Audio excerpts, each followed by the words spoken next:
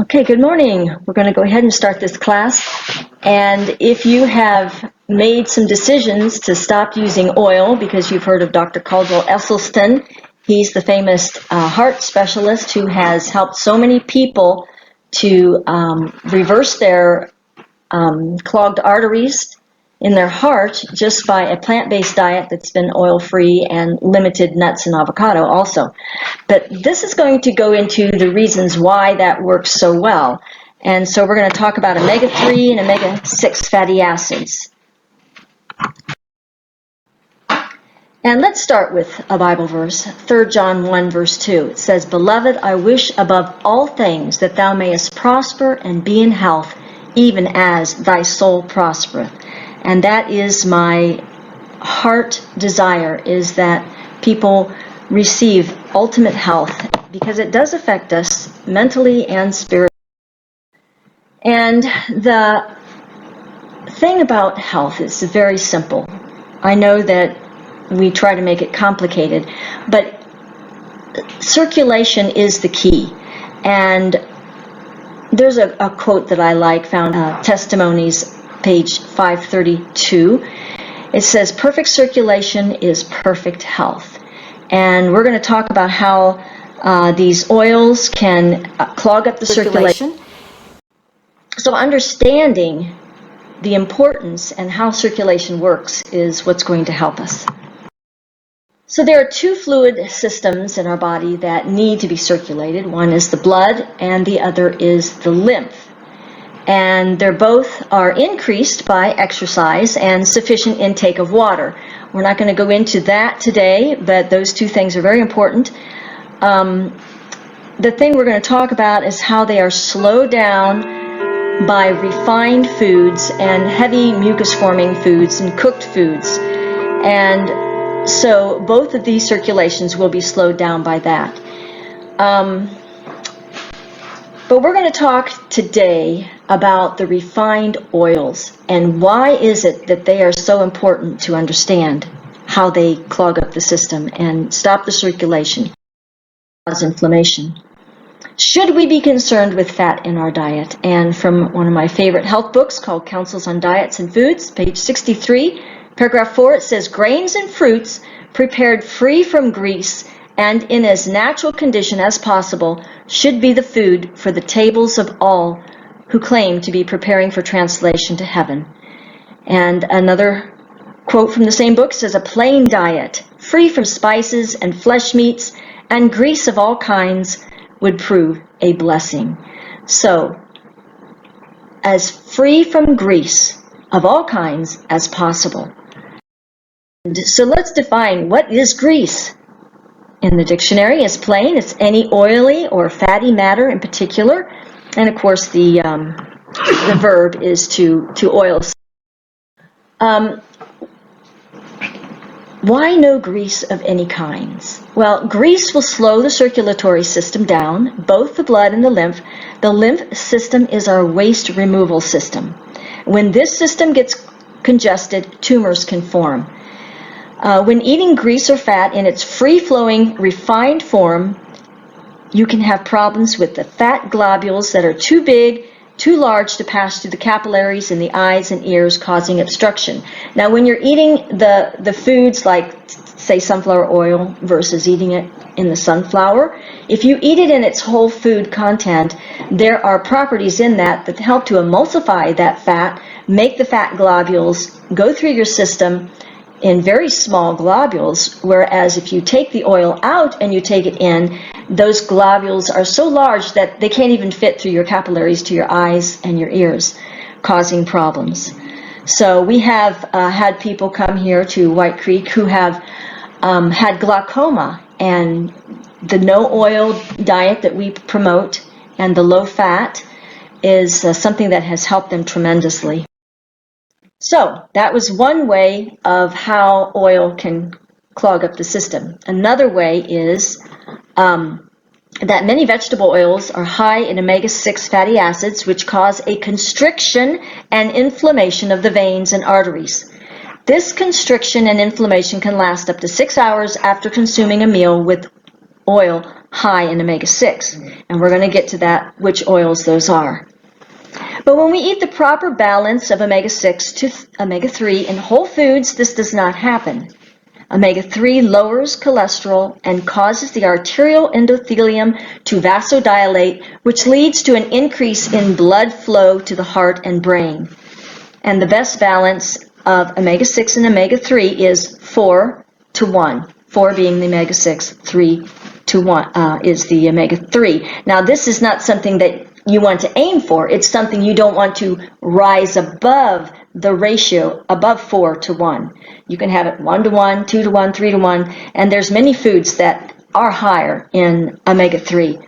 But once you reach that omega-6 at a 4 to 1, any higher, the body doesn't recognize the omega-3, and it utilizes the omega-6, so you're kind of not getting any good out of your omega-3. So this is why you want to keep it low.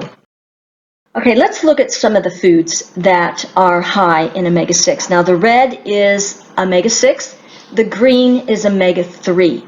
And as you can see, we want that ratio to be 4 to 1. Well, if you're going to use safflower oil, which is in most chips and corn chips, potato chips, a lot of foods, because safflower oil is a very inexpensive oil, easily obtained and cheap. So, as you can see, there's no omega-3, and it's all omega-6. Same thing with almonds, sunflower seeds, sesame oil, pumpkin seeds. As you can see, these seeds and nuts are very high in omega-6, and we're going to look into using whole nuts and how we should use those also to avoid getting too much omega-6. Now we get down to olive oil. It's getting a little better. Olive oil is about 11 to 1, but still too high. And if you would eat olives in its natural state, you're not going to get so much of that oil. It's when we take it out and eat it in a refined way that causes it to be so out of balance. We can't even bring it into balance by eating more walnuts and more fruits and vegetables. As you can see, walnuts are the perfect. It's 4 to 1. Bananas, great. All these vegetables and fruits, strawberries, lettuce, chia, flaxseed, spinach, they are perfect balance. And this is what we were intended to eat, is that fruits and vegetables, mainly fruit. Okay, I want to tell a little story about this lady that came to our wellness center. I think my husband already talked to you about that in the first class. I'm going to re-emphasize it because this is such a great testimony and what happened to her. She came to the wellness center kind of like an emergency. She was just getting so dizzy and having so much problems, and she showed up here on our front door and says, "Can you help me? I am having so much problems." And come to find out, she was already a vegetarian, a vegan even, and she was eating 2 meals a day. We found out she wasn't drinking enough water. She was eating quite a bit of raw foods, but she started drinking more water. And my husband asked her, he says, "Well, do you use olive oil?" Because this is one of the main things that we as Adventists fall back on, is using that refined oil, thinking it's good because there's so much information out there that's confusing. So anyway, she says, "Oh, I use it on just about everything." And she liked it on her oatmeal, on her toast, and she's thinking that she was doing a good thing for her body. Well, when she came, she didn't use the olive oil anymore, and she was here for about 3 or 4 days. And after about 3 or 4 days, she was here. Started working in the garden, and before she couldn't even sweep a 10-foot by 10-foot piece of floor without getting dizzy. And now, in the heat of the day, she is out there working in the garden and just had more problems. And so she had this carotid artery that was clogged. It was deteriorated. And so because of this, it was causing her to not get the flow of blood to her brain. And eating the olive oil, which high in omega-6, constricts the blood vessels, caused the inhibition of the blood to flow to her brain. She was so happy. I'd like to read another one of my favorite books, Counsels on Diets and Foods, another quote from there, page 350, it says, when properly prepared olives, like nuts, supply the place of butter and flesh meats. The oil, as eaten in the olive, is far preferable to animal oil or fat. It serves as a laxative. Its use will be found beneficial to consumptives, and it is healing to an inflamed, irritated stomach. So now, as you can see, we get the idea of using the olive oil, but this says as eaten in the olive. So that means eat it in its whole state. I'd like to show you how much we are benefiting by eating it in the whole state. If you look at olives, you notice we're going to take 115 calories worth of olives, which is about 3.5 ounces. Well, that's maybe about half a can of olives, and I know I love olives. I could eat that much. So you have vitamin A, 402, vitamin K, 1.4, potassium 8, calcium 88, copper 28%, iron 41%. Well, look at, if you took that much calories, so that's about 1 tablespoon, and you used it on your food, you would get 0 vitamin A, 0 K, 0 potassium, 0 calcium, 0 copper, 0 iron. So not only is this constricting the blood vessels because of the high omega-6, it is also robbing your body, because when you use these calories, you're using your body, you're moving around, your eyes are using it, your brain, all these things. But when you use calories from empty calorie foods, there's nothing to restore. So you're actually having to rob from your body these nutrients somewhere from your bones or... Now I would like to talk about the nuts here. As you can see, we have English walnuts as the best ratio, 4:1. Go on down, pecans, not so bad. And then we get into pistachios, sesame seeds, poppy seeds, pumpkin seeds, pine nuts, Brazil nuts, almonds, and we get to peanuts. Now I want you to notice that that is the highest. It's a 5,500 to 1, whereas like sesame seeds are 96 to 1. So even if you used a little bit of sesame seeds and you ate a lot of fruit and vegetables, you could make up for that extreme amount. But we have instruction given to us also in the same book, Counsels on Diets and Foods, page 364, says, I have been instructed that the nut foods are often used unwisely, that too large a proportion of nuts is used, that some nuts are not as wholesome as others. Almonds are preferable to peanuts, but peanuts in limited quantities may be used in connection with grains to make nourishing and digestible food. So as you can see, this instruction, this book was written back in the 1800s, and it has so much wisdom in it, and did not even know back then about the high omega-6 in peanuts, the 5,000 to 1. Again, we can look at this ratio and look at almonds. Almonds was preferable to peanuts, but peanuts in limited quantities is okay. So as you can see, now that we have this knowledge, we have scientific-based evidence of what the best nuts are for us if we're looking for better circulation and we're trying to avoid certain diseases. So we're going to go into some of the diseases that the high omega-6 can cause. But the English walnuts are great, and even you know that they're formed like a brain, and so they're very good brain food because this omega-3 fatty acids are so good for the brain. And so let's look at some of these diseases. So we know that not only the heart is affected because of the constriction, but high omega-6 can also be a good cause of Alzheimer's disease. So as you can see, Alzheimer's disease is the 6th leading cause of death, and it is on the rise. So we need to find out how we can avoid getting Alzheimer's. This is some quotes by, or a quote by Dr. Michael Greger. He has a website called nutritionalfacts.com, and he studies nutrition in all its forms and what causes problems with. He's a vegan himself, so he's not biased here. So he gives this information about how vegans need to be careful. It says total vegetarians and meat eaters have the same amount of heart disease. And some studies show that Alzheimer's disease was twice as high in vegans than those who consume animal products. And I do know two people actually who had, they passed away now, Alzheimer's. I don't know any others, but those two were vegan.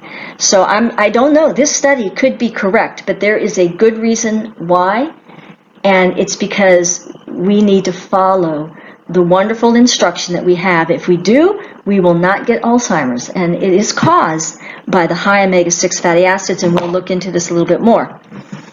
Okay, so this last little paragraph, it says, these deaths should not have happened. It has been proven through studies that these diseases can be prevented by three simple things. One, omega-3 fatty acids, eating high omega-3 fatty acids. Two, taking a B12, and we're going to go into that, why we need to take a B12. God did not make a mistake in making us vegan or total vegetarian, but there is a reason why.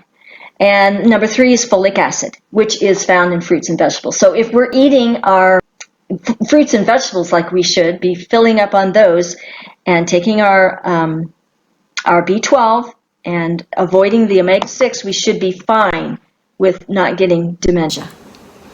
Okay, this next slide shows how much it has increased.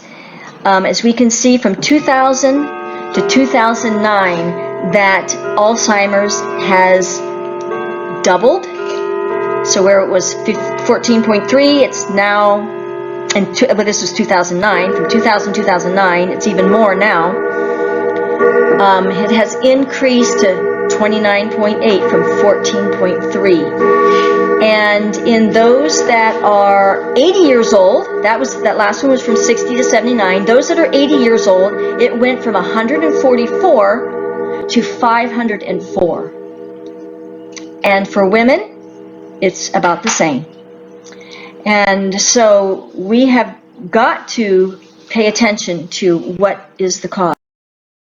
Okay, so 1 in 10 have Alzheimer's in their 60s, 1 in 5 have Alzheimer's in their 70s, and 1 in 3 have Alzheimer's in their 80s. So we know that this is easily taken care of by eating those foods that are high in omega-3 that do not constrict the blood vessels, actually relax them. Before we do that, let's look at how the low and middle income countries are increasing faster than the high income countries. And why is that? Look at this next slide. It shows that those foods that are high in omega-3 are more expensive, they're time consuming, it takes motivation to make them, whereas the other foods on the right are foods that are inexpensive, they're fast, they're tasty, and they give you that satisfaction. They're easy to make. Just buy it from the store. Okay, so higher income people can afford to take the time to make these foods, can afford to buy these foods. Fruits and vegetables are a lot more expensive than a bag of potato chips. What's in the potato chips? We see that the cottonseed oil, sunflower oil, sugar dextrose, all these things are very high in the omega-6 fatty acids. And looking again at safflower oil, as we can see, super high. And the cottonseed oil is very high in omega-6, but there is absolutely no omega-3. So let us read our labels to make sure that we're getting the right amount of omega-3. Okay, here are the foods that are high in omega-3. We have on the nuts, we have flaxseed, chia seed, hemp seed, and English walnuts. And on our website, we do have some foods that we like our sprinkles, the carob fudge topping, the one that is with the chia, those are high in omega-3. Winter squash, well, there's a pumpkin pie recipe on our website that is delicious, and that winter squash is amazingly high in omega-3. The cabbage family, beans, mung beans, especially, and leafy greens, and sapotes. Yeah, I've got this spelt wrong. This is a food that you can get in Dominican Republic especially. It's a tropical fruit. And those are very good. So if you live in a tropical area and you can get these sapotes, they are very good. And I want to talk a little bit about the EPA and DHA, because I know some people that have studied this in depth think that they really need to eat fish to be able to get their DHA omega-3 fatty acids. But just like us eating our beans and our grains, we say we're going to eat what the cow eats or what the rabbit eats instead of eating the rabbit or the cow. Same thing with the DHA. We want to eat what the fish eat in order to get this DHA, which is seaweed. It all comes down to the fish eat the fish that eat the fish that eat the seaweed. And so they're passing down this omega-3 fatty acid. And also I wanted to show that the flaxseed oil, how much omega-3 it has there, but it doesn't have the DHA.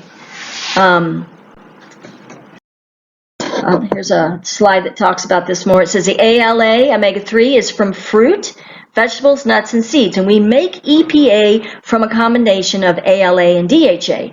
So it's important to get a DHA, omega-3 food source from the ocean.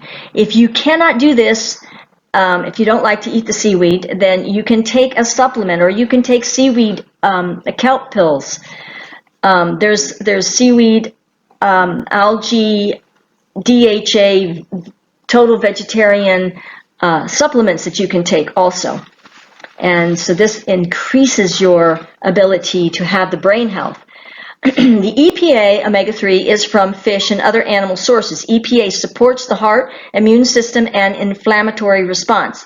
Our bodies make this from DHA and ALA, so we don't have to eat the fish. All right, the DHA omega-3 is from fish and seaweed and algae sources. DHA strengthens the brain, eyes, and central nervous system. If you are just depending on fruits and vegetables, nuts, and seeds for your omega-3, you could be missing out on preserving your brain health. But as long as you're staying away from high omega-6, I think you're going to.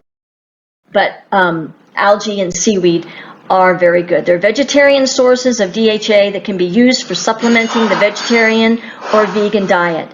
But DHA extracted from algae contains no EPA. The U.S. News and World Report article suggests combining DHA-rich algae with ALA-rich plant sources that the body converts to EPA to get the proper ratio of omega-3 fatty acids.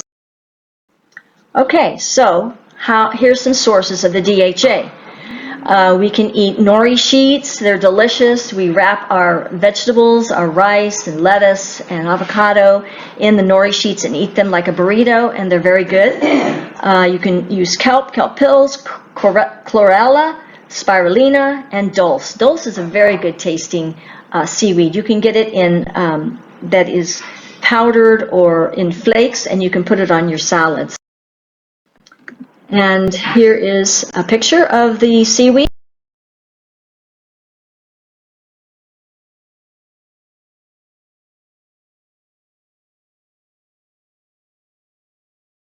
Okay, so now a B12 deficiency. We're going to talk about that. It results in brain and nerve disease, dementia. And so if you want to stay heart attack and dementia free, by consistent use of fruits and vegetables, omega-3, high foods, and vitamin B12, and kelp, dulse, and seaweed. But where can we get the B12? Because only in animal sources. Can a total vegetarian eat food with B12? Now, there's a lot of controversy on this. This one's from Michael Greger, Dr. Michael Greger, who has that website I told you about, nutritionalfacts.com.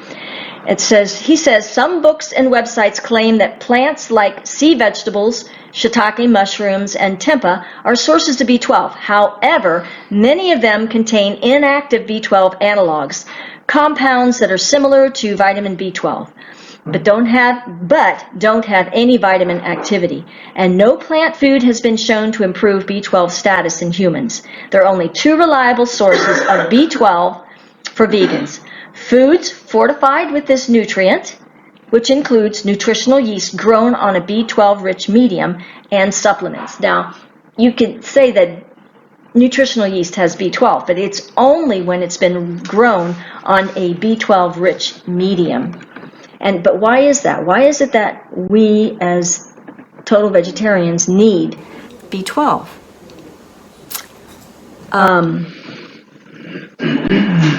Let's look at this next slide.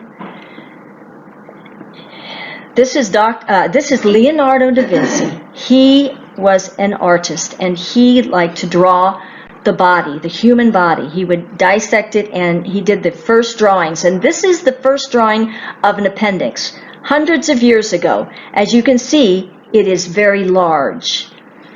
Some doctors think that in times past we made our B12 in the appendix. After long years of degeneration, our appendix is no longer the same size as was in the first drawing of the body, and therefore is not properly making B12. This is the reason we are having an epidemic of B12 deficiencies. Dr. Brian Clement of Hippocrates Natural Healing Institution of Florida and the Framingham study brings out that B12 is not a B vitamin, but a probiotic.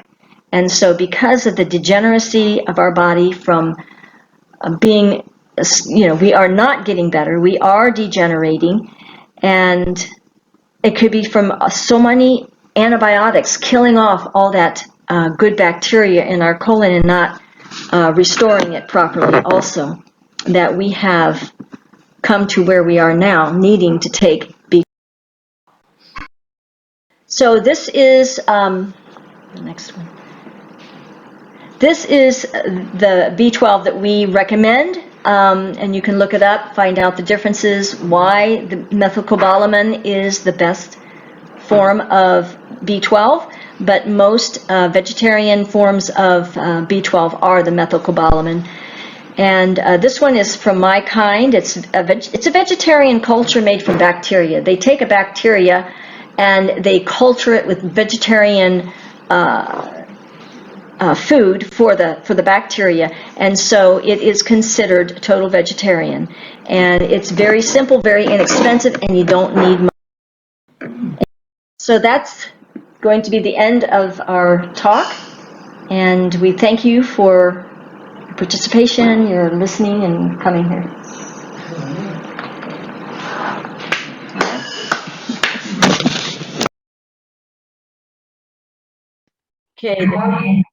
Okay, the rest of these things that I would like to share, I'd like to have them on the recording.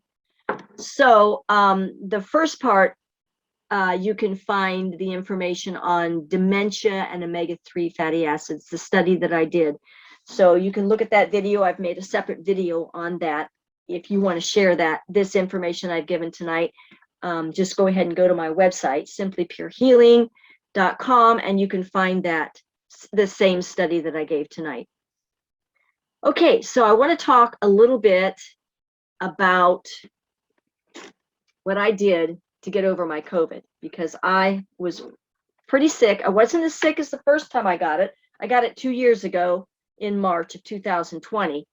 And so we were at a camp meeting here a couple of weeks ago, and somebody came that had it. They didn't know they had it. And as soon as they found out, they went home. They got tested and it was positive. And my husband was with that person really close. And so he got it. And then I caught it from him because I was riding in the car with him on the way home. And the time that you're most contagious with COVID is 2 days before you actually have any symptoms. And then the first couple of days that you do have symptoms. And usually about 5 days after you have a fever, you're not contagious anymore. So I've been more than 5 days, so I'm just a little weak.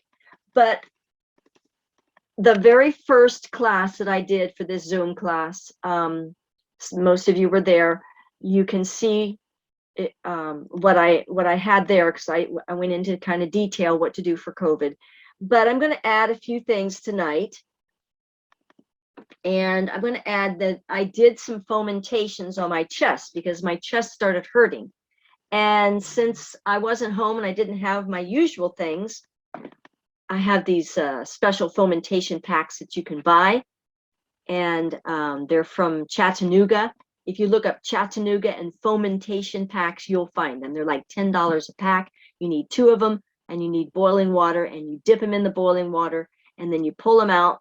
They drain well, and they're hot, and then you put them on. So what I do is, at home, I have a piece of wool, or 2 pieces of wool, and I put those on my bare chest, and then I put those packs on there. And because I didn't have those packs, I took 2 thick dishcloths, and I wet them, I wrung them out, and I put them in the microwave, about 3 minutes each.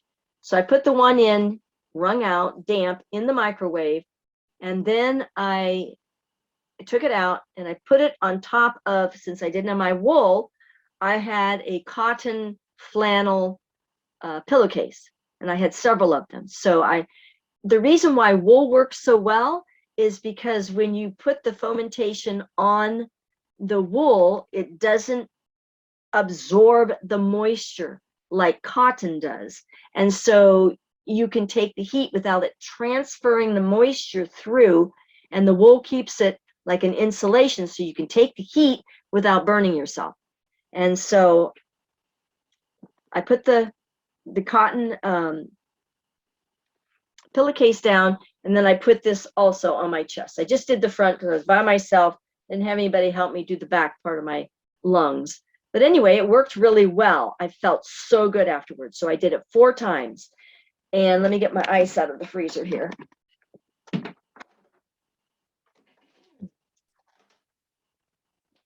So what I did is I took ice cubes and I put it in a bag. Then I put another bag inside of a bag, zip them all, hoping that they won't leak. Okay. So this one has actually been melted because I was using it and I left it out, and then I put it in the freezer and it laid flat. So it kind of got flat. So what I do is, after I do about 4 or 5 minutes of a hot pack, then I put the cold right on the skin. And so I leave it there for a few seconds and I move it around. Wherever the hot was, I move it around until I can feel that it's cold to the touch. And then while this one was on me, I had the other one heating up. So now it's ready. And so I put this one back in the microwave, turned it on, another 3 minutes, and then I put this on top of another dry pillowcase. And then, of course, I put covers over it, or I put a towel over it to keep the heat in. And I do it 4 times, back and forth, hot and cold, and I end with cold. And after I got up and got back in bed and got up and got back in bed 4 times, I said, this is it. I'm going to go try something different. So I got my Thermophore. Now, a Thermophore is a moist heat pack. This is a really big one. It's actually too big. I don't recommend this huge, big Thermophore.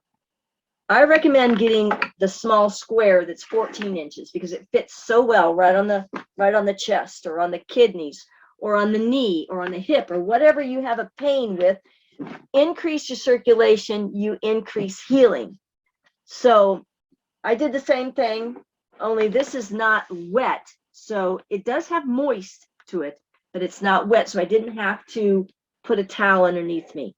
And so these Thermophores, some of them, you turn them on and they stay on for 15 minutes. Some of them you have to hold on, and if you don't hold them on, they go off.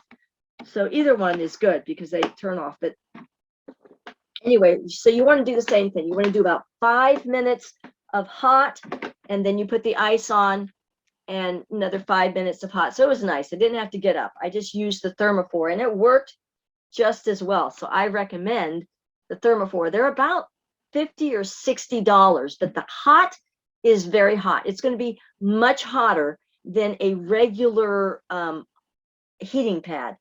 So I'm excited about it, because a lot of people, they don't have somebody to help them.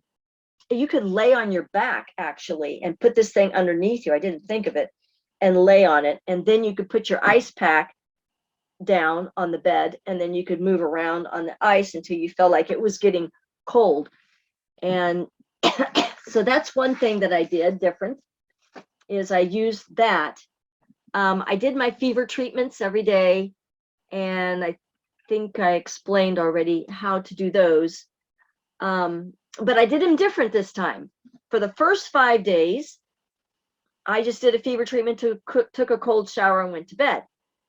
And then I thought I was well. My fever was gone. I drove down to Florida because I had to bring a friend down here that needed to get back to work. And I said, well, anyway, if I'm still sick, I'll have some sunshine. And sure enough, I do have sunshine. But yeah, I got back here. I left on Thursday. Fever was gone. Drove all day, drove all afternoons, got a motel, drove all morning, got here. And that night, Friday night, my fever came back. And so I was sick for another week, and sick with fever for a few days. But I did something different this time. I did my fever treatment. I brought my temperature up to about 102. And I wrapped myself in a sheet, and I wrapped myself in a blanket, and I just sweat, and I sweat, and I sweat. I laid there for like a half an hour. I lost so much water. And so it felt like that really did me some good. And in the middle of the night, my fever broke, and I sweat some more. And I've never done that. I have never had a night sweat. Not that it's a bad thing. I think it's a very good thing. When your body has symptoms, and you have fever, or you have sweating, or you have a problem, that is your body doing what it needs to do to get well. So it's not an enemy. We don't want to stop these things. So anyway, I did that 2 times, and the next day I did it again, and I did some night sweats again the next night. And then after that, my fever was gone. So I attribute that. So next time I do a fever treatment, I'm going to do the wrapping up and sweating, because that is so good for you. The reason why I hadn't done it in the past, when I had Lyme disease, I almost died like 20 years ago. I was down to 85 pounds, totally paralyzed, and I got well through the fever therapy. But I could not, I was so weak, and I was so near death that I could not handle keeping my body hot that long and sweating. And I just knew I couldn't handle it. So I took a cool shower, and I got in the habit of doing it that way. But I like this idea of bringing it to the point where you're going to sweat. And I'm going to use that a little bit more now. And the other thing that I did, Glavia, are you on? She was the one that gave me, I was looking to see if she's on here. It doesn't look like she's on. But next week, I'm going to get her on and to share this recipe that she made for me. She went to my house after camp meeting. She came to my house and spent a week while I got sick, and then she got sick, and so we were sick together. And she made this, and she'll have to give us the recipe, but it has in it honey from our bees, turmeric, garlic, ginger, menthol, oregano oil, and I'm not sure what else, but I think that's it. And menthol, I think I said menthol. It's the pure peppermint crystals, organic. So it's the good stuff I had on hand for making my supplements my salves that I make. But anyway, you take a tablespoon 3 times a day, and it really seemed to help keep it from going into the lungs. And I also did charcoal. And let's see, is there anything else different I did? But yeah, we can add all those things to the things that I did the last time. And so before I go into this next session, well, it's 6:54. I'm not sure I'm going to have time, but does anyone have any testimonies that they would like to share of anything that they have learned lately? Any healing experiences? I'd like to hear from you now.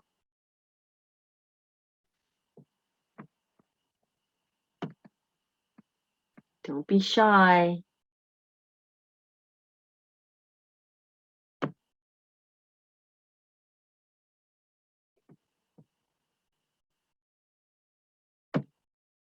Just unmute yourself if you're trying to say something. Well, I don't have any healing experiences or any things like that, but I'm delighted here to hear what you're saying, and I think it's grateful for all of us to to continue, because it's all leading to to better health for us, right? And Yes. it is difficult to get to know all the things that will be right or wrong for you when it comes to supplements that you have to find somewhere, and then you're kind of diagnosing yourself with this or that and just taking it like that. To me, I'm listening to you here right there, but I have been at the center, at the White Creek Center at some point 2 3 years ago, and I know over there the things are pretty effective. I went over there, almost couldn't walk because the reason I went down there was for a mess. And then, well, when I come back, I was able to walk. It was great to me. I really had a good time. I enjoyed it. And when I came back, I was able to do much better. Quite frankly, I cannot say any different. So I really, suggest that place to go if the people would like to go there.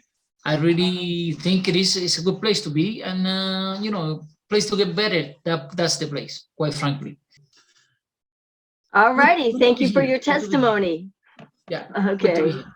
All righty. Thank you. All Does right. anybody else have any testimony they'd like to share? Now, if you have a condition where you're not getting any better and you have kind of, gone on a standstill and you're not exactly well yet, that means you need to do a little bit more different things and not just be satisfied with the improvement that you have, because God can heal us totally. And sometimes we have to do a little bit more extreme things. We have to do some fasting, some juicing, some more intense exercise. We have to push ourselves. So don't be satisfied where you're at. If you're not completely well, if you still have memory problems or whatever it is, God wants to give us total healing. So is there anybody else that has anything they'd like to share? And this is what we do here at the retreats in Florida, is we get a little bit deeper into healing. We dig a little bit deeper, we push a little bit harder, and the cleansing is deeper. So, and we're going to be talking about that next week, actually, more on the raw food, raw juicing, and why fruit is so important. Lots of it, and raw. So, if there's not any more, it's already 8:02, so it's time for us to close. We're going to save the vegetarianism in the Bible for next week, since it's already this late. And so if there's not any more questions or any more testimonies, we will just unmute yourself if you want to say something. A few more minutes for some testimonies. I just want to say thank you for inviting. Okay, Okay, go ahead. one at a time. Let her go ahead. No, you go ahead. You started. Well, I just wanted to say thank you for inviting me to this Zoom class. This morning I had awakened and I wasn't able to get back to sleep. So I have been studying Dr. Michael Gregor? Gregor's Yeah. website all day. Oh, yeah. All day. I Yeah, just he's good, can't isn't he? seem to get enough. I Yeah. can't seem to get enough. It's just detailed and Yeah. so good. But I Right up your appreciate the alley. Nutritionfacts.com. Yes. Right? Isn't that Yes. his website? No, .org. Nutritionfacts.org. Okay. Yes. And Yes. this lady here, Shirley, she is a nutritionist. So this is right up her alley. It is it's like the Lord chose me. It's like it's overpowered me. It's just this intense interest. It must be from the Lord because I can't seem to get enough of it. Okay.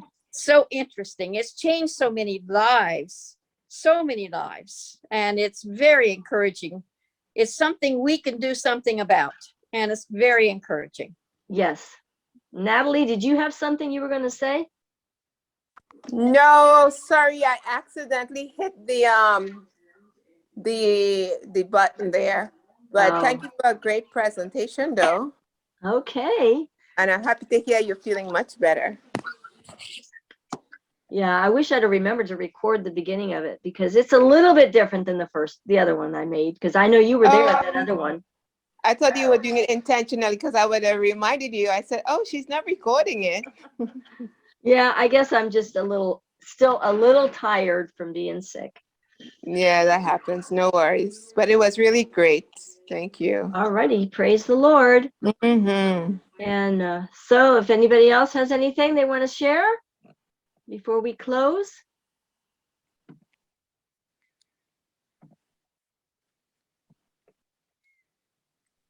Okay. So thank you for coming, and I'll see you next Sunday.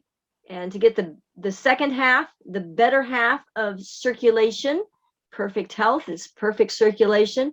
And we're going to get into the lymphatic system and how to get that moving, how to get that cleared up. Yes. So, all righty. Thank you very much. Thank you. Have a good night. You too. Bye-bye. All righty. Bye-bye. God bless. Thank you.